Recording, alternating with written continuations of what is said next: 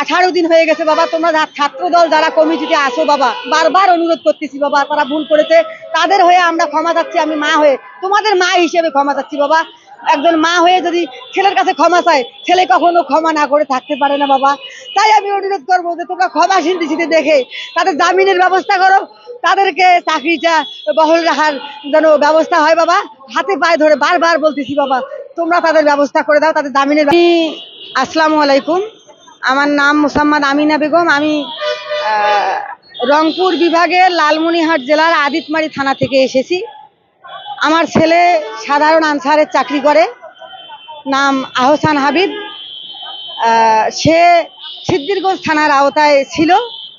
তা আমার ছেলের চাকরির বয়স 5 বছর, তার মধ্যে 3 বছর চাকরি করার পরে সে 1 বছর বাড়িতে ছিল রেস্টে থাকার পরে এই যে নতুন মেসেজ গেছে 3 মাস থেকে সে জয়েন করছে, এখন সিদ্দিরগঞ্জ থানার আওতায় আছে।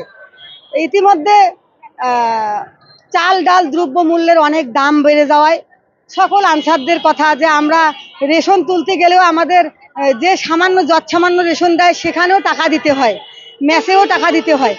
আর এই 16,000 টাকা বেতন নিয়ে আমার পরিবারটা দিয়েই উদাহরণ দিচ্ছি। আমার ছেলে বলে যে আমার বাবা একজন হার্টের রুগী, স্টক করছিল। আমার সদস্য সংখ্যা 9 জন বাড়িতে, আমার মা কিছু করতে পারে না। আমার বাবা অন্যের বাড়িতে কাজ করছিল, তাও এখন করতে পারে না।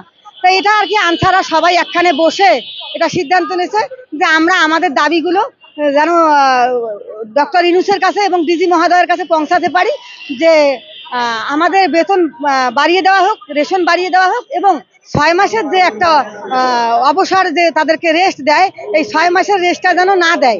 এই দাবিতে ওরা আলোচনা করে সবাই মিলে আর কি তাদের দাবি নিয়ে আসছে, যে আমাদের দাবি যে আমাদের রেস্টটা ওটা বাতিল করা হোক এবং রেশন বেতন বাড়ায় দেওয়া হোক। তার কারণ একজন পুলিশও যে ট্রেনিং করে সে কিন্তু 30,000 টাকা বেতন পায়, আর একজন আনসারও সেই ট্রেনিং করে 15,000 টাকা বেতন পায়। তা এই তাদের হচ্ছে সকল আনসারদের একটা দাবি যে আমাদের বেতনটা বাড়িয়ে দেওয়া হোক এবং 6 মাসের এই যে রেস্টটা এটা বাতিল করা হোক। এই দাবিতে তারা এসেছিল, তাদের অন্য কোনো মতলব ছিল না। তাই আমি ডক্টর ইউনূসের কাছে, উনি খুব ভালো মানুষ, আমি শুনেছি জেনেছি অনেকের কাছে, আমি হাত তুলে অনুরোধ করব যে আপনি আমাদের আনসার বাহিনীদেরকে, তারা অতি গরিব অসহায়, তারা কিন্তু মাঠে ঘাটে কাজ করতে পারে না বিধায় আনসারের চাকরি নিয়েছে, রোদে ঘামতে পারে না বিধায়, কিন্তু তারপরেও তারা রোদের মধ্যে 8 ঘন্টা 12 ঘন্টা ডিউটি করে। তাই আমি ডক্টর ইউনূসের কাছে, উনি খুব দানশীল ব্যক্তি, মহব্বতী ব্যক্তি, ডক্টর ইউনূস খুব ভালো মানুষ, তাই ওনার কাছে আমি সবিনয় অনুরোধ করব যে আনসারে যারা বন্দী আছে রানীগঞ্জ জেলখানায় ঢাকায়, তাদেরকে ক্ষমাশীল দৃষ্টিতে দেখে মাফ করে দিয়ে তাদের চাকরিটা যাতে বহাল হয়, এ পর্যায়ে উনি এই বিষয়টা বিবেচনা করে তাদেরকে মাফ করে দিয়ে তাদের জামিনের ব্যবস্থা করা হোক, তার কাছে আমার বিশেষ অনুরোধ।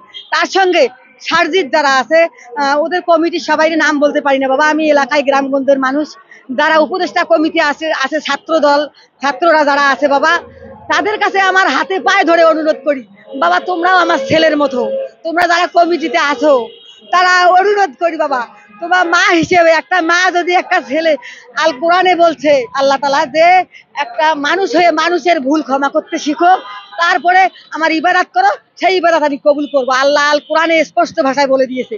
তাই আমি বাবা, তোমরা ছাত্ররা যারা আসো, সারজিৎ আরো কি নাম বাবা, আমি তো নাম বলতে পারি না, সবার উপদেষ্টা কমিটিতে যারা ছাত্ররা আসো সবার কাছে আমার হাতে পায়ে ধরে ভুল স্বীকার করছি, তাদের হয়ে আনসারদের হয়ে বাবা, তোমরা আমার ছেলের মতো, তোমরা তোমাদের ছোট ভাইকে ক্ষমাশীল দৃষ্টিতে দেখে বাবা তাদের চাকরিতে দেবে। একটা প্রশ্ন করে, আপনি একজন মা হয়ে আপনার সন্তানের জন্য আপনি তাদের কাছে ক্ষমা প্রার্থনা করছেন, আপনাদের সন্তানদের আক্রমণের কারণে যারা হাসপাতালের বেডে এখনো কাতরাচ্ছে, সেই মারাও তো অন্যায়ের বিরুদ্ধে বা যারা এই অপকর্ম করেছে তাদের শাস্তি দাবি করছে, সেই মায়েদের আর্তনাদ কে শুনবে বাবা? ওরা তো ভুল করছে বাবা, তাই আমি হাত তুলে তো ভুল ক্ষমা চাচ্ছি বাবা। তারা এখন বুঝতে পারছে যে আমরা ভুল করেছি, তা তারা তো বলতে পারতেছে না বাবা জেলখানার ভিতর থেকে বাবা, আমরা গেলে কান্নাকাটি করি, বলে যে আম্মা বাবা তোমরা ইয়ে করে যেভাবে করো আমাদেরকে জামিন করো।